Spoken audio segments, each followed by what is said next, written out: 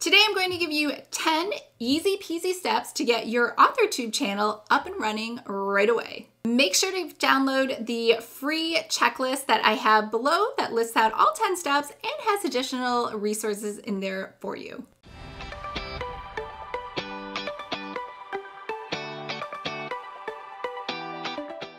Hi everyone, I'm Lisa, best-selling co-author of the Snow and Her Seven Seals series, and in this channel we talk all about romance writing, specifically for newbie and aspiring romance writers. So if this sounds like you or something you might be interested in, make sure to hit the subscribe button below. I post new videos every Monday.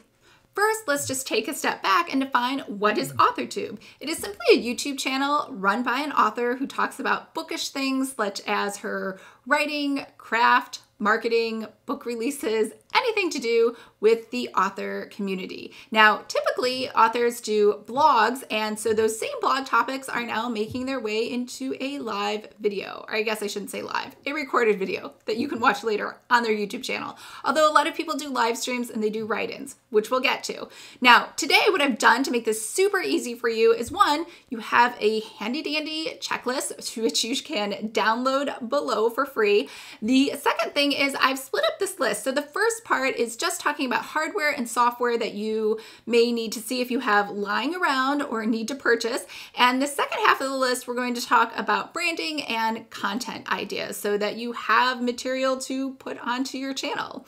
So the first thing is you need to have a camera for filming. Now I'm going to list this in order of free to most expensive. Obviously, most of you have a smartphone and they have cameras built into them so you can start filming right away with that. A lot of people do, and it takes really good quality. If you see my videos, I do all of my unboxings on my iPhone, and I don't even have the latest iPhone. I have, I think, the 8 or the 7 or whatever. I have one of the older ones, and it works fabulous. The second thing is when I was first starting my YouTube videos, because I couldn't even figure out how to put a stand up. I know, not that hard. I couldn't figure it out. And so I couldn't prop my phone up, and I used my desktop to record videos, and it has a built-in mic, also another advantage, and there's nothing wrong with that. The second thing, if you're really willing to invest some money, you could purchase what I call a vlogging camera. Now, what makes a vlogging camera is it has a flip screen so you can see what you're recording while you record, and they typically have a built-in mic, and they take a higher quality camera video shot than, say, your computer. Now, you could also use a webcam as well, but if you really want to upgrade and invest, you could purchase a DSLR and maybe a camera lens with a low f-stop. So right now I'm using a Canon Rebel T7i and a Sigma lens, which I believe is 15 to 35 millimeters, and it has a low f-stop, which means that I have a blurry background. Usually just beauty vloggers use that, and quite honestly, that's the only reason I purchased this is because when I was first starting out, I wanted to be a beauty vlogger, and that was quite a while ago. That was like 4 years. So if you look, there's a channel, Lisa Siefert, where I just talk about microblading my eyebrows. I talk about eyelashes. I talk about hair, makeup, things like that. And I have since abandoned that channel, but that is why I have the equipment that I do.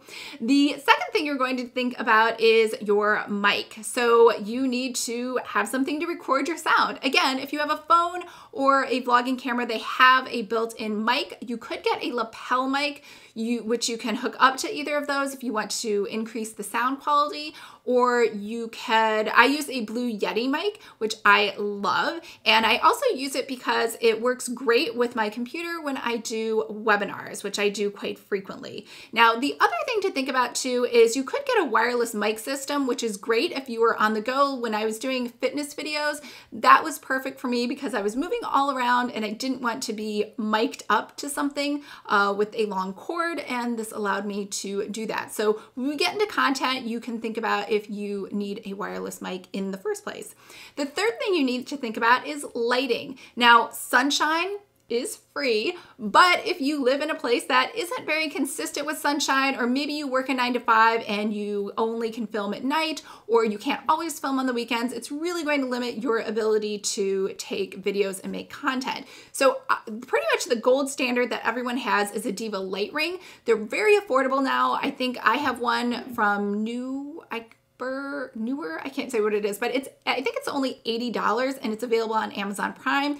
You can also get light boxes. Those are even less expensive. I think those are going to run you $20 to $25. The fourth thing you need to think about is backdrop. So a lot of people film in front of bookshelves because they're authors, but you don't have to.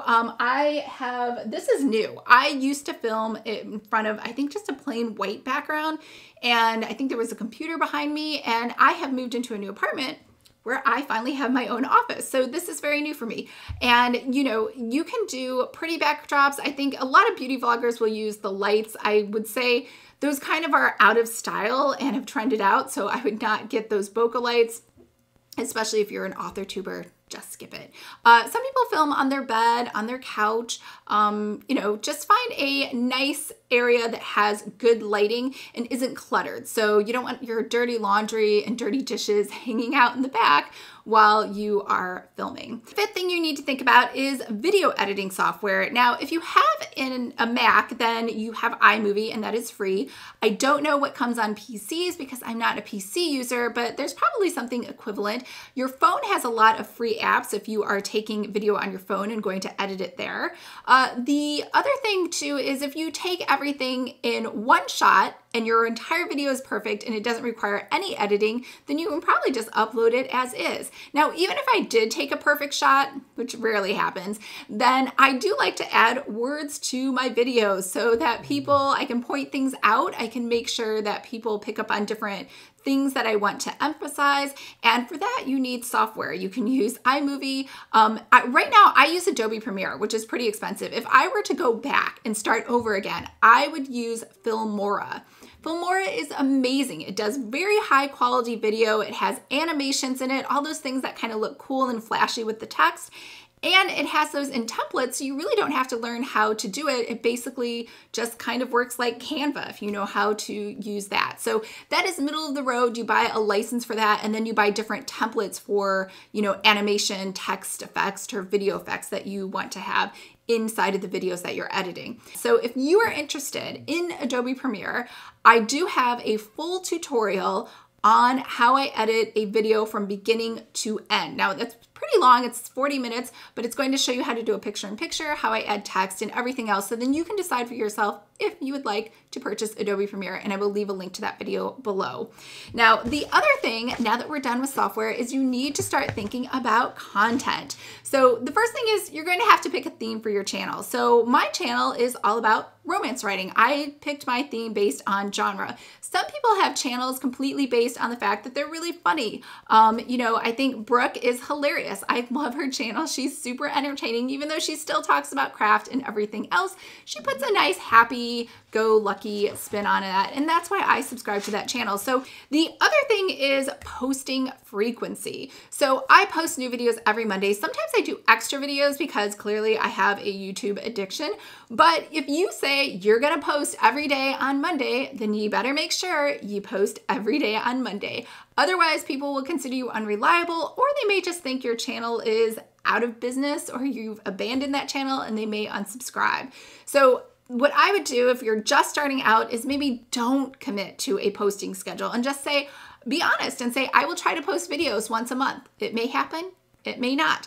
And, you know, honestly, even with the videos once a week, that week goes by so fast, you wouldn't even believe it. So I would just try in your mind to say, I'm going to post a video every week and see if it happens. So, you know, for me, for a video, the way I know that I can do one video a week is it takes me an hour to research a topic, an hour to film the video, an hour to edit, and then another hour to upload it, create the thumbnails that go with it, and the description. So I know that I need at least 4 hours every week if I want to maintain a one video per week YouTube channel. And that doesn't even include the download that I had to create for today. I shouldn't say had to create, I wanted to create it for you today, and that took another hour. So I know if I have a download, then I should allocate 5 hours. Next thing is you need to think about your first video, which is welcome to Authortube. It is so easy. I will leave inside that download, I have the questions. You just simply answer them, you know who you are, what you're bringing to Authortube, and that's how other people in the Authortube community can find you. Everyone was super nice and said, welcome to the community. The nice thing to do is say thank you back and also subscribe to their channels as well. Another thing too is where or what your channel is about. So you will do usually what we call a channel trailer, and that will be 1 minute. And I have a Mad Libs sort of, hi, my name is, this channel is about, inside that digital download. So I will tell you exactly what to say for your channel trailer. It should be short, it should be sweet, and then it should be over. So you simply want to give people a quick, less than 1 minute or 30-second teaser about what you are all about so they can make a decision on whether or not they would like to subscribe. The next thing is where to find ideas for future videos. The easiest thing is to look at your fellow Authortube channels and make a list of all the things that you thought were interesting and what's a unique spin you can put on it. Just like when you're writing a book, right? I love romance and I look at things that have been written or movies or TV shows and think about how I can put my own unique spin on it. You can do the same thing for videos. The next thing is standard videos. So for authors, we usually talk about craft videos. So what my writing process is, a productive day in the life. There is a new thing called Authortube Tea, where you just kind of dish about life and what's going on, and it's much more personal. And then there's a ton of tags. So when I say tags, it's like that other tag I told you, welcome to Authortube tag. There are tags where they have a set list of questions and you can go through those and answer those, which is always a great filler when you're just not sure what to talk about or you don't have a topic ready. An Authortube tag would be a great way to fill in. Just remember, common courtesy is that when you do an Authortube tag, you give credit to the person who originally created the tag, if you know, sometimes you don't know, and you link back to their channel. Now, sometimes with tags, it's kind of, I don't want to say it's clicky because it's not, but usually if I'll do a tag, I'll say I'm going to tag, 4 different Authortubers that I happen to be friends with. But you can feel free to tag yourself if you see someone doing a tag, even if they didn't specifically say that, and then sort of keep the tag going. So don't ever feel like if you see one of those that an author is trying to specifically exclude you or doesn't want to invite other people. That's usually not the case. They would love it if you went ahead and made a video with their Authortube tag questions. All right, I hope that was helpful to get you started. That's really all you need. And I hope everyone's having a fabulous day. Don't forget to download that checklist and I'll see you guys next week. Bye.